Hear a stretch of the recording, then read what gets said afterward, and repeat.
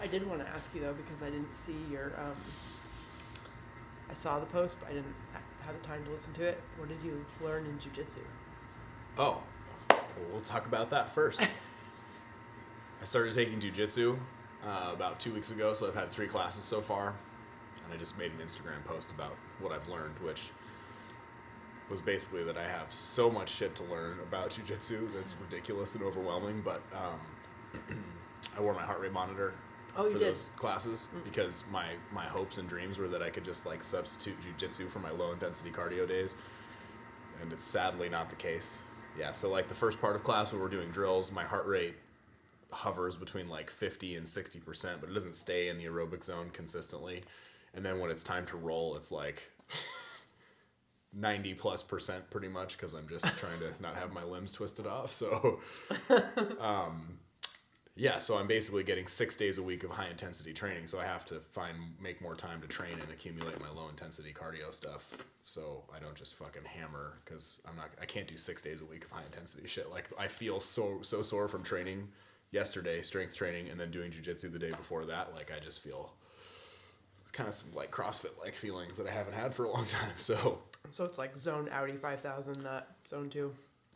Yeah, it's just low. I mean, you know, I'm efficient enough that like the drills don't get my heart rate up and keep it there, which is good in some sense, because, you know, I could be huffing and puffing during that. But then the other stuff is just too high intensity. Like, as people have already commented, like when you get more efficient, you'll maybe not die as much. I mean, I'm definitely not dying. Like I was actually today, I was able to nose breathe the whole time, but like it was a struggle to nose breathe, and I still had my heart rate too high. So yeah, anyway, so I remember that when I did Penchak a long time ago. I just remember sparring and not having any idea about the conditioning involved, because I just kind of went in as like a total novice. Oh yeah. And I just remember being like, why I feel like I'm gonna die? Why do I feel like I'm gonna die? I'm not doing anything.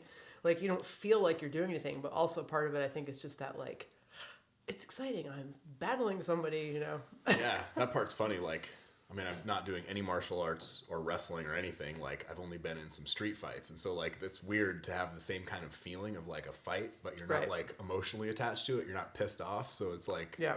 But it has the same intensity. It's funny. The other part, too, was just from the joint perspective.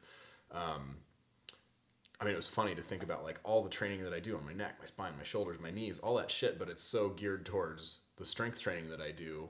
And already in these 3 classes, like getting myself into positions of shoulder internal rotation that's just so much different than what I'm normally used to. Like, it was like, oh, I haven't trained my shoulder internal rotation to like get under somebody's neck like that ever, and that feels kind of sketchy when I do that hard.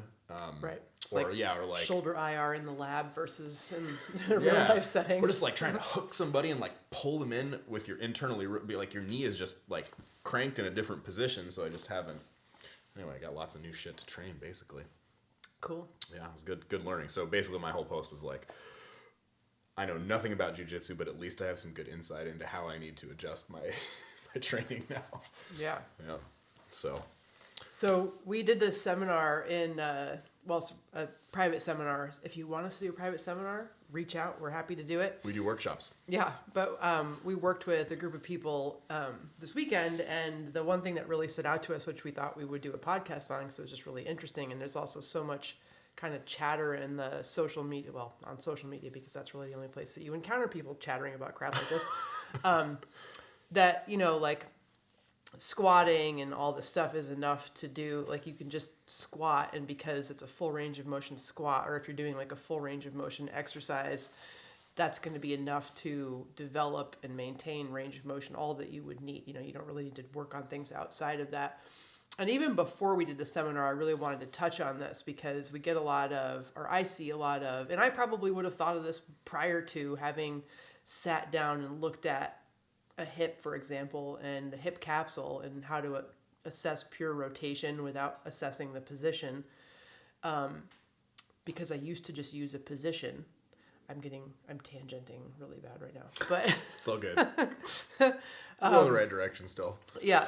So prior to that, I would have kind of thought like, yeah, the hip does go through degrees of rotation in a squat. So you are training rotation when you're squatting. So why do you have to go separately train rotation? Why wouldn't it develop enough rotation just doing a super deep squat?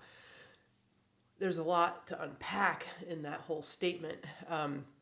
which we'll get to. But I did really want to touch on that before doing the seminar. But then we went and did the seminar, and the whole small group we had, 15 people, none of them squat. Like, that's not their thing. Like, they do other types of exercise. We had some running yogis and some, like a rings athlete and what else? Desk jockeys too, just people who don't train a lot. Right, who want to start, training for joint health. But, like, we've only worked prior with people that do strength and conditioning. And people that do strength and conditioning have really tight hips, really shitty hips, I would say, because they have no hip IR.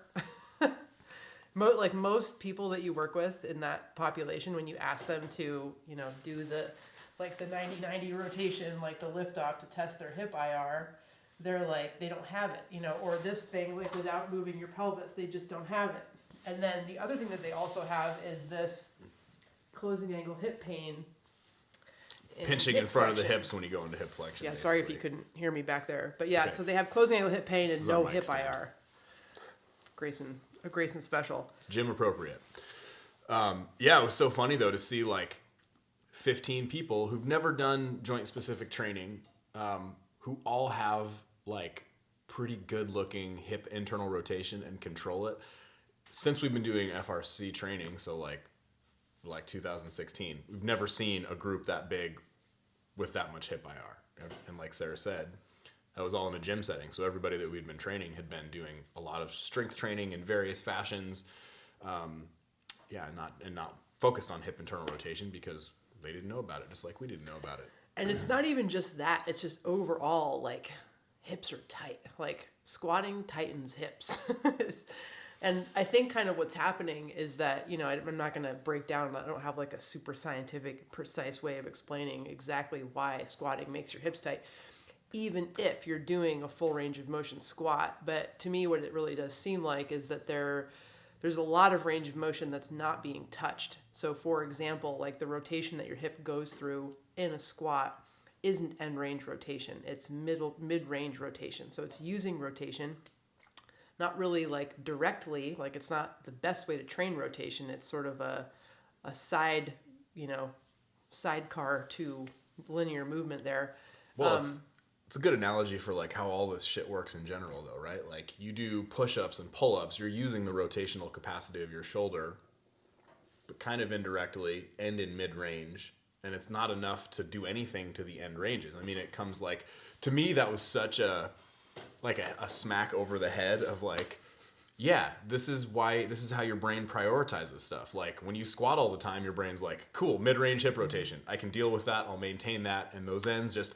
But it's also like that, to me, this is the other difference. And so these people are clearly moving a little, like they're occupying the range of motion in some way, shape, or form because they do have it still, so it's not like they're just sitting straight in their desk and like never getting into IR, because they wouldn't have it most likely unless maybe they just genetically did have that shape there. But their hips were nowhere near as tight as somebody that squats consistently. And so everybody engages in this endeavor of trying to have a healthy body, and they pick up strength and conditioning and they're squatting thinking it's really great for their hips. And in some ways it's good to have a strong hip, but this mid-range strength training is tightening things up. It's making them tighter. Like it all around outside of that range is getting tight as fuck. Well, yeah. And I think too, like the intensity component, I think, is the big one there, right? Like, because you might squat and you just get into that position to get down and do stuff. You get down on the floor with your kids or whatever, but you're not like loading. But you're not like I'm trying to build my back squat up, so I'm hammering on these heavy squats all the time, because those are always the people that have the tightest hips if they're not doing training outside of their squatting to basically balance that out. But it was really like to undo what squatting is doing. But it was just like that. It was to me, it was like just that overwhelming feeling of like when you're putting intensity into stuff, like that's what your body adapts to. And if it's a shitload of energy is getting put into like mid-range movement or whatever, your brain's like, it's really good at just prioritizing that and getting rid of all that other stuff. So it was just so funny after all these years of seeing people with really limited hip rotation so commonly, including like my own hip. I had 0 degrees of internal rotation in my right hip, and all I did was fucking squat all the time. It was just like, oh man, wow, that has even more of an impact than we thought. I mean, it was really, eye-opening. And granted, like, we obviously appreciate that this is not a, a review of several randomized controlled trials on hips. This is not science, if in case you were looking for that. But like one of the things that does really bug me about listening to these people argue about, information data, what's out there and what isn't out there. It's like, also though, it seems like you actually have never trained a human being, like, because with experience, you do notice that, like, picture the guy that has been lifting weights. And I totally always think of Todd from CrossFit Lodo. Man, yeah, totally. Love Todd, awesome dude. But Todd just was like beef man, like just pumped the weights, pumped the iron. This guy, he was tight. Like, yeah, he's in his 50s, and he'd been training like since a teenager. So I mean, he was unbelievably strong and super muscular and like really like impressive overall, but like really tight. Like trying to get into a barbell front rack was like there. That's where it goes. So we don't front rack obviously, but but that's just that, and then so many examples of people that just train, like. True, if you do train full range, like if you're making yourself go through full range, yes, you are maintaining more range. But again, everything outside of that is super, super tight. And then when you think about what that's actually doing to that capsule, which is where you start getting the closing angle pain issues, is that it is tightening that capsule. So that connection is being drawn together by this musculature that is just getting tighter and tighter and tighter to perform at optimal strength and performance, this little, this movement that you're doing. And so if you really rotate fully, it's way past what you would do in a squat. So you have to really train all that stuff out there. Well, I think that's also a really important delineation, because there is so much out there on like full range training. Like, yeah, if you train deep into elbow flexion or hip flexion, like you'll probably you'll have okay hip flexion, but the rotational component is not talked about as far as training into full range. And that's just, a lot of that's just a different understanding of like where people get their information. Like we're basing all of our stuff that we've learned from functional range conditioning, which has a different approach. Like you're focusing on the capsule and what the capsule of the joint is supposed to do, that fundamental motion. And it's interesting just to see like how much hip flexion somebody can get and use and has such limited hip rotation, which is like the fundamental assessment of hip health. Like you could have a deep ass squat and then actually look at somebody's hip and be like, wow, if I'm just looking at your hip itself, it kind of sucks as a hip. But if I watched you squat, you have a dope looking squat. And that's a big disconnect, I think. Well, it's just that neglecting the capsule space, like not appreciating how to evaluate and assess the capsule, and also not appreciating the fact that repetitive loading, even if it is through full range of motion, that linear movement takes away from that capsule space. So you have to work really hard to maintain or restore that capsule space. Otherwise, you start ending up with those closing angle problems. So when you do have that pinch on the front of your hip, which I really just can't even say how many people we work with and have seen that squat regularly that have just figured out the whole hip capsule thing, that never really realized that wasn't supposed to hurt. Totally, yeah. Or like not even anterior hip pain, like what I had. How many people have like really bad low back pain because their hip is just able to do so little of those things. Or like some of the weightlifting people that we've trained, like Brandon, it's like you get a really strong dude who does Olympic weightlifting regularly, squats a lot, and is really accomplished in Olympic weightlifting. And then they just start training their hip capsule to get better rotation. And then in a couple months, they hit like 30 or 40 pound PRs on their squats. Like that alone shows you what a giant role that rotational stuff plays. And even my own training, like when I stopped doing regular training for like almost a year and just did FRC stuff, and then came back and like PR'd some of my lifts that I'd been stuck on for years, and I was hammering on that shit. Yeah. It's pretty eye-opening. Also reminds me, if we can make fun of me a little more, like we did early in, what was like 2014, we did attended a gymnastics bodies seminar at NorCal Strength and Conditioning, and one of the things we had to do was like a chin over bar hold, like a chin grip, you pull yourself over the bar, and I'm like trying to hold myself up against the bar. It was like, why can't I get like to the bar? And it was just such a funny illustration of just the fact, like, I don't train any of those qualities, like end range linear movement, no end range rotational movement. It was just so funny to see like how far away from the bar I was. But trying to hold that. your elbow capsules have always been really tight. And like, I remember when we first started dating, like you had started to develop really bad, like that one competition we had at York Street CrossFit, you almost couldn't do it because your elbows were so messed up. Yeah, I had really bad. My elbows were so bad at one point. I mean, I couldn't pick up a 45-pound barbell without being in like pretty agonizing pain, or like washing my face. I mean, really basic stuff, and that was pretty much due to my wrist capsule and my elbow capsule being really lacking in those things that make the joints healthy. I just didn't do any of that. I just did a shitload of pull-ups and curls and lift weights, like kind of like what everybody does when they start training. They're like, I'm going to go to the gym, I'm going to squat, I'm going to deadlift, I'm going to do push-ups and pull-ups because this makes me healthier. And of course, there's the component of energy output, and exercise is good. Like, exercise is good for you. So it's not like, we're not trying to say like you shouldn't do that stuff, but having a more well-rounded approach where you're actually taking into consideration the human parts and what those are supposed to do, because those are all, they're trainable just like deadlifts and all the other shit that you do. It's just where you're putting your energy. Right. And also just thinking though about like if you're just doing strength and conditioning, or any, strengthening type activity, but you're neglecting to take care of and maintain and develop, if you need it, joint capsule space, that is, not healthy, because basically what that's doing is robbing that joint of its space, and then you just continue to load and grind away at this poor old joint. We're filming a podcast. Yep, You can this say is hi. Pearl. It's Pearl. Hey. Nobody's seeing you yet. That's Spike. Yeah. Should have a good day at school. Which winds up being not healthy, basically. Sorry, I got sidetracked. But you want to train the capsule to maintain that space, because then it's relatively, probably anyways, at least not super detrimental to have all of that musculature tightening up.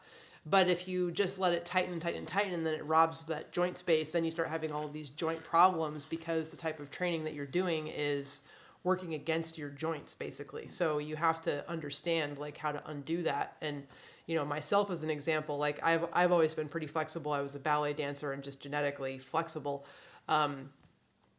But I am the least flexible I've ever been at this stage in my life. And most of it is because I also do strength training. And that was when I really started to become tighter. And some things were just kind of surprising to me. Like, I've always had a huge amount of shoulder mobility and shoulder flexion. I was one of those kids that could like hold onto my finger and go all the way around and gross everybody out. And one of the reasons I started doing strength training is because I would subluxate frequently out of the back, would pop out in this kind of scenario. And I've just noticed that doing, it's full range of motion, but it's not full range of motion. Like doing... See you later. Doing a dead hang... Bye, Spike. Bye, Spike. A dead hang is not full range of motion. So doing pull-ups from that hang position isn't full range of motion. And so I've been losing everything behind that, which you might argue like, well, why do you actually really need that much? What do you want to do back there? If you want to do back bends and things like that, it's nice to have lots of extra shoulder flexion. But my shoulder doesn't pop out anymore, so that's good. But there's just this whole balance, basically, Yeah. Yeah, I mean, that's a good point. Like, why do I need my shoulder to go back here? Well, most things you do in the gym, unless you have some really particular things you're pursuing, like, you're not going to do that. But that's something that a shoulder is supposed to do. So that's kind of the incentive. Like, when you're doing a shoulder car, nobody's saying you should be really good at shoulder cars because that's a really high level to get to. It just means that you have a shoulder that does the things that a shoulder is supposed to do. Like, that's why it's worthwhile to pursue some of these qualities. It's funny because we both have like very opposite backgrounds. Like, I'm not an athlete. I never played sports. I didn't really do anything athletic. Like, starting to lift weights was the most athletic thing I ever really got into initially. And I was never flexible. Like, high school sit and reach test was like this hilarious, I can't touch my toes, I'm going to die early because of that. But even for myself, like, I realized how tight I got, mostly because the longer I lifted weights, like, the worse I got. Like, in high school, I could almost touch my toes, but after years of deadlifting and lifting heavy and not really stretching, it was worse. Yeah. And it caused problems. But so now it's interesting just to feel like, at almost 40 years old, I am the most mobile I've ever been in my life. And it was at a level that I really thought would never be achievable, just because I would have thought like I would have to completely abandon doing strength work and just spend my life doing yoga or something, like where I'm just stretching all the time. And really, I don't stretch that much. Like I train the fundamental qualities of the joints. I do some stretching. I do strength training, and I have mobility now, which is cool. It feels good. It feels way better to be mobile than not mobile. I can say that. It's a drastic improvement. Yeah. Yeah. And so, then on top of that, so you have we're strengthening, we're tightening, we're stealing our joint capsules by doing this stuff. Okay. So the solution is to train your joint capsules through rotation, through full range rotation, right? Good. Great. Solved that problem, right? How do you do that? Like, do you have to stretch? So that's something that also seems to kind of pop up all the time, is like, you don't need to stretch. And, it's true. Like, you could do eccentrics, like make sure that there's an eccentric portion, which obviously there would be, through full range. And, you can train that. But there's also other reasons to stretch that are not just the only way to ever hit a range of motion is the only thing you ever need to do. Like, there's time under tension, there's lower levels of tension, there's being able to explore different zones of connective tissue in that stretch. So like you're in this position, you're moving around, and you can find these tight bands that need your attention and your focus. There's that kind of 2-minute window to target connective tissue. You can do loading while you're in the passive stretch. You can go back and forth from passive to active, building efficiency, all the way up through adding higher intensity efforts into that stuff when you're ready. It's basically a way of like getting into your end range, finding where your end range is, exploring and moving around in that end range to find where you need to do the work, and then finding creative ways to load that, like once you've kind of staged up to that point of loading. Just taking somebody who's like, oh, I have a shit hip capsule, and being like, cool, let's just load you with some heavy eccentrics. That's all you need to do is a heavy rotational eccentric. It's probably not the smartest option for that person. So you can argue yourself out of having to do a passive stretch, but sometimes it really is the best tool for the job. It's the thing that you should be doing. So why try so hard to avoid it? It's just... Yeah. And I mean, it's worth mentioning too, like depending on the circles of internet athletic workout shit you hang out in, like there's different terms. Like the way that we talk about this stuff is from the perspective of functional range conditioning. So when we say stretching, we're talking about like passive only. Like I'm sitting forward and I'm pulling on my legs here and I'm not doing any work down here. I'm just relying on the fact that I'm holding my feet to create that passive tension. Now there's terms out there like passive stretching, active stretching, all those things. The way that we're separating it out is like you have the passive component where you're using some kind of external force to create the stretch in the tissue and all that stuff is relaxed. And then we start with isometrics there. Those are pails and rails contractions. And that's more active. That's like contracting stretched tissue or contracting shortened tissue, rails contractions. And then like it's basically just that it all serves a specific purpose. Like you need passive range of motion, because without passive range of motion, how can you possibly get in that position and train it? So you got to have the passive component there. And there's different ways to implement that. Like if you're injured, if you have a connective tissue tear and you're just starting to start the process of fixing that, a passive stretch is a really good way to build back the connective tissue load distribution that you've lost after that tissue gets damaged and it heals again. So like in that sense, passive stretching might be one of the most important things that you could do. But it just depends. If you have somebody who maybe they need to train their shoulder internal rotation and you look at their shoulder and they just push it down and their shoulder just keeps going without stretching any tissue, that person probably doesn't need passive stretching on their capsule, but they probably would do really well with actually loading those ranges with isometrics to start. Because again, you have to pick like what's appropriate to start with. Like Sarah said, having somebody who's never trained their hip capsule and you load them up with a heavy eccentric, like that's a really good exercise, but that probably needs to happen further down the road. What we want to do in the beginning is just get that tissue used to working at some specific level with some intensity, and isometrics are an awesome way to start that, because it's like... Yeah, end range is kind of like cold water. Like it's, it's... ease into it. Yeah, it's a spicy concept when you first start playing around with. If you're not used to stretching, like it's not pleasant, getting into that position. But it's like, to me, what's also funny is that same person will have no issue with high intensity efforts required for the neurological adaptations of strength. Like you need to show the nervous system like what it has to do to move this given load.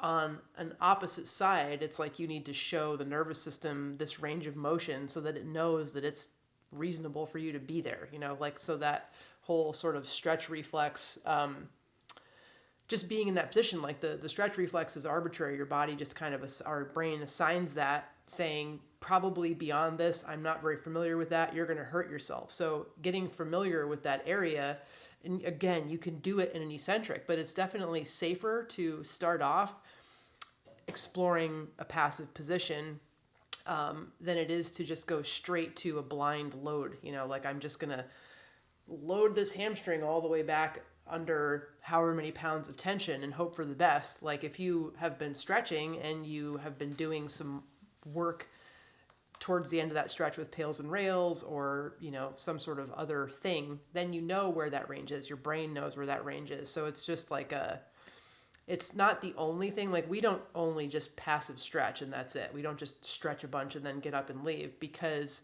you're not taking advantage of everything that needs to happen to develop space. Like if you want more hamstring tissue, you're going to have to do more than just a passive stretch. Like the passive stretch, if you only do that, it's just going to relax that reflex a little bit, create a little bit of hypertrophy, but it's not really going to benefit you as much as it would if you then do stuff in those end ranges and learn to produce force. Load it, yeah, in both directions, progress the loading, yada, yada, yada. Like it's part of the space cultivation process, a passive stretch. So I would say like it would be dumb to remove it just because you have read someplace that you don't need to do it. It's just like you don't need to eat carbohydrates, but it's definitely the best fuel if you're a sprinter. Well, yeah, but this just comes back to that whole thing about like things have just gotten really oversimplified because it's easier to sell shit when it's oversimplified. So like, or people don't want to do it because it's uncomfortable and they suck at it. So they're like, you don't need to do that, Yeah, and there's things that are more visually appealing than others, but the fact is that your body has all these different components like joint space and connective tissue and muscles and all those things, and there's easy ways to train them directly, and that's what works the best. And like this whole again, going back to like the approach of functional range conditioning, like when you go, like you see somebody with a big deadlift or a big squat, like they're showing you that their brain and tissue has a really efficient way to organize all those things inside to lift some crazy weight. But that's like an organization of all of the internal stuff. And that's really what this training is geared towards, is improving those internal qualities to put those displays out there and do really cool shit. But like, doing the cool shit doesn't increase those qualities directly enough to really make all of them like do what you need to do. And that's why we have to go back to passive stretching and isometrics and eccentrics and capsule training and training for slow twitch muscle fibers or fast twitch. I mean, it all just depends. And the system's great because it's made it really easy to organize that stuff, because it's prior to that I don't know, it's just throwing shit at the wall and hoping that it sticks. And things just aren't specific enough, like that's the thing, is like all of the different, sometimes I sit down and I try to think like, is there some sort of a movement system or, whatever sport out there that really is just good for your body? Like nothing's going to go wrong. Like I used to think that strength and conditioning was like health training. Like that's all it was like training to be healthier. And the better that you got at strength and conditioning, the healthier you were. And there was just not a bell curve. It just went up. And that's what CrossFit would even teach in their little certification. It was like, if you go to the CrossFit Games, you're the healthiest person in the world. Yeah. So it's hard though. Cause like, you get somebody who's not working out and they like start doing any kind of exercise, their health markers get better. It's just like, most people, they're not it's still like checking at the end of the bell curve. Yeah. But, I can't think of anything that either like, maybe it's just kind of too innocuous to elicit much of an adaptation, but it's fun and it kind of maintains some range of motion and you're kind of tricky and whatever. But ultimately, like there isn't really anything out there that I am aware of that very specifically targets like one aspect. Let's work on this capsule. This is how you work on this capsule, and then this is how you work on this part, and this is how you work on this part. And then once you've worked on all of these parts, then go do whatever you want. And this practice that we're doing, this whatever you want to call it, mobility, and I mean, mobility or space creation is like an aspect of it, but it's taking care of your joints, like joint specific training, tissue specific training makes that tissue healthy and capable of doing whatever else it is that you want to do. Yeah. And then makes that thing a little bit less unhealthy. Totally. Yeah, I mean, it comes down to, even what we were talking about at the beginning in jiu-jitsu, like, I'm adding more intensity in areas that are not towards developing better body parts, right? So that means that there's more energy going into this different stuff that's not in the vein of training those qualities that I need. So it's like, well, now I got to like add more training time in to balance this stuff out. And that's really what it comes down to. And like, you get better at something at the expense of something else. So totally. You have to take care of the... And really, like, no matter what you want to do, like, whatever physical thing you want to pursue, even if that physical thing is like just being a functional human in the sense of like you can do the regular life shit that you want and actually feel good, you still need this kind of training. Like, every single person would benefit from this kind of training. Like, even going back to the group of people that we worked with and seeing that they did have hip internal rotation. But that hip internal rotation was severely untrained, like it is for everybody who's never done it. So even though they could get their hip there, their hip did very, very little work in that angle. So, like, again, they would just really benefit. Everybody feels better. Like, this is why we keep doing this stuff, because every single person who does it is like, man, this is amazing. I feel so much better. And that's cool. Like, you don't really get that a lot with traditional training. I mean, in the beginning, you have people who feel better because they haven't been doing anything, but at some point... Well, people get stronger. They become more capable. Like, they can do cool, fun stuff. Like, they're given, a lease on life in that sense, that their body's looking good, the composition's great, they're impressing everybody in class.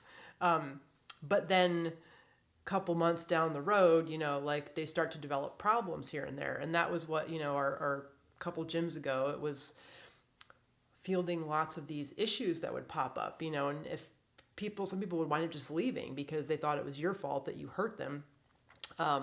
But really what it was just like, you don't have a great shoulder and you've been loading that shoulder for 1.5 years now, and it's finally telling you that it needs some attention, or your neck or your back or whatever it is. So people wind up blaming the trainers, and sometimes it's the trainer's fault, but a lot of the times it's just the fault that no one has ever really thought to fix your shoulder issue and make your shoulder better, so that you can keep doing these pull-ups and overhead presses. Or even look at your shoulder before you did it to be like, what does the shoulder do right now? Because that will tell you very directly what that shoulder is going to be okay doing. Like, if you have external rotation that stops here or hurts to go past that, doing pull-ups is going to feel like shit, and it's not going to get better from doing pull-ups. You just need a more direct approach. I mean, it's funny. Like, most of the people that I work with, but lately I've been working with like a new person every week or a couple new people. And they're all people that are around my age or our age, a little younger, a little older, but, like late 20s, 30s, 40s, 50s. And they all work out. And every single one of those people has problems, physical problems, even though they're doing what we all consider normally the right stuff. They're trying to eat healthy, they're sleeping. And they're like, every time I wake up in the morning, my shoulder kills me and I don't even understand it. Like, yesterday I benched 300 pounds. What the fuck? Everything should be great. And it's like, it's not. But why is that? Well, it's because their shoulder capsule's been ignored for their entire life of training, and probably before that too.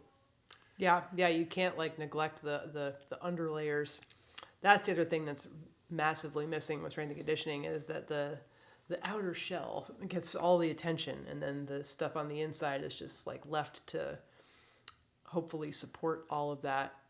And I think it goes better for some than others. Like, again, I think if some of us are very close to that border of not being okay, and then you just add a little bit of extra tension on top of that, and it's, things are done pretty quickly, whereas other people have a lot more available time. Yeah.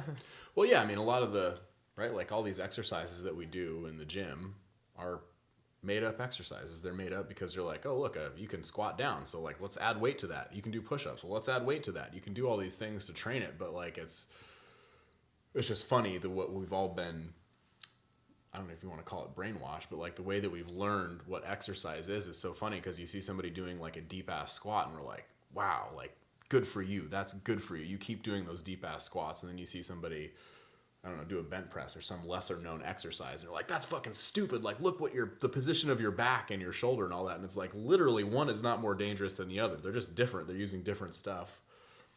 It's just so funny that mindset that we've all fallen into. Yeah. Well, the whole form will save you thing. I can't back to the hip and the closing ankle hip pain thing. I mean, that's part of it too, is like the hip that people wind up squatting on. And then, the squatting does something to the hip, and then the hip gets worse, and then the squat gets deeper somehow. And it's like, how does that even work? Like, you should be squatting less deep considering how much less hip you have. Like when you have somebody, for example, that probably starts off with an okay hip, they start doing a bunch of squats, a couple of years in, they're squatting really heavy, they're squatting really deep. And then you ask them to test their hip out, and they don't have a hip capsule, so they don't have any rotation, or not much rotation, or not enough rotation, so their hip capsule is really tight.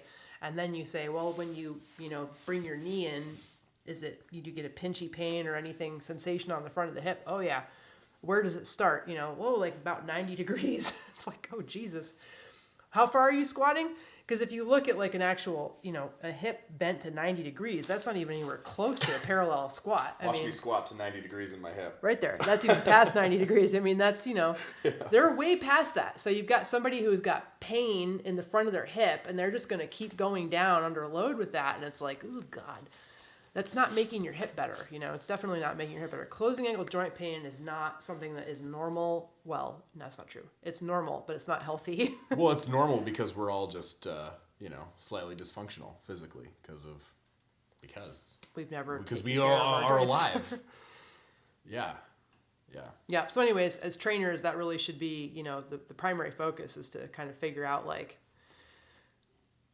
does this person have capsule space, assess the capsule space, and then take responsibility for the training that you're having people do and what it's undoing, and, what's the trade-off here? Like, these are the benefits of this stuff. This is why we do it. This is why we love it. This is what we want to do. But what are the trade-offs here? Like, what's happening on the back end that's making this person less likely to keep doing this? Like, if you want to squat healthy for a long time, not have your hip fall apart or your back blow up, you have to train what that shit is taking away. Like, it's taking away spine capsule and hip capsule, so you have to restore that stuff. Yeah. I mean, yeah, I think I think the biggest thing to think about if you're a trainer training somebody is like this educational component of really telling people like what the biological process is and why things go away and all of that stuff. Because if you get somebody in who doesn't know about that, they're going to want to know why they're not squatting more or whatever. Like, that's a really common thing, unless you just happen to find somebody who's like, I need FRC training. But I think that's a big component of it, is like educating people on why that's a priority. And like, really, it happens either way. Like, if you just never train your hip capsule and you do a shitload of squats, you're going to really accelerate that process of losing your hip capsule. But if you never ever train your hip capsule and you just get old, you're also going to have a really shitty hip. Like, my dad has never worked out his entire life. He doesn't like exercise. He likes lower intensity things. And, his hip is worn out. He's got like bone on bone arthritis in his hip. And that's just been a function of him never helping his brain understand that it's a priority to maintain that stuff. So it goes away. And that happens with a lot of the older clients that we've seen. Like, they've never pursued crazy athletic things, but they still have like a really funky joint that's completely worn out. And that's just because their brain didn't think it was a priority to maintain that. It never got that information. And you give it that information by training it. And that's not evolution's, goal for us. Like, it doesn't give a shit if you, feel good. It wants you to procreate to a point and then get off the planet. Well, even then, but like, if we're going to talk about evolution, not that I know a lot about evolution, but enough that like these biological processes are there because of forces that were applied over all of this time to make our body the way that it is. Like, our spine has evolved to have a bunch of bones that bends and stuff. And the processes that helped us have a spine like this, the same processes are what make that thing work. Like, it all comes down to force. Selective pressure. Yeah, selective pressure. That's right. Yeah, so yeah, your training is like selective pressure. Like, you basically tell your tissue, like, this is really important to me. This hip is very important. Like, this is a make or break scenario. I got to train this hip capsule. Yeah. Otherwise, it's not important, like if it's, and it goes away. Well, yeah, because your body's entropy. like number one thing is conserve fucking energy. And having a hip capsule takes energy. Having a spine that bends take energy. So when you don't do that, your brain's like, sweet, that thing is fucking sucking energy. I can just get rid of it so it stops sucking this energy because it's not being used. It's totally an efficiency thing. So you just have to show it like, no, I need you to keep energy here and maintain that shit because I'm going to use it. And you can't think about it. You can't want to do it. You just got to do it. But the beauty of this really, like, again, I'm probably saying the same shit. Like, I just beat this dead horse, but everybody needs this stuff. And like, no matter what your physical goals are, if you just want to get old and feel good, or you want to get a 900-pound back squat, like, you need that kind of training. That's the thing that's going to make it all sustainable and work. And, at this point in our careers of training, nothing else does that like that. So that's what I got. Yeah, I think that's all I have to say too. Is that it? Okay, Yep. cool. Well, all right. That's it. I thought this was going to be a short one. We can't ever seem to It's make never it short that because we short. get on our fucking soapbox and we start getting fired up. But that's okay. That's why we like this stuff. So, Yep. all right. Well, if you watched all of At this least to we the have end, each other to talk to. that's true. Yeah, we could. We would do this anyway if we didn't have the camera on. Yeah. Well, thank you for watching. If you watched this far, if you have questions or comments, of course, put them below. Go to our Instagram, look at our website, see the things that we do. We love this stuff, so we're happy to, of course, give you more information about it. So if you're curious about training stuff or whatever, let us know. Mm-hmm. All right. Thanks. Bye.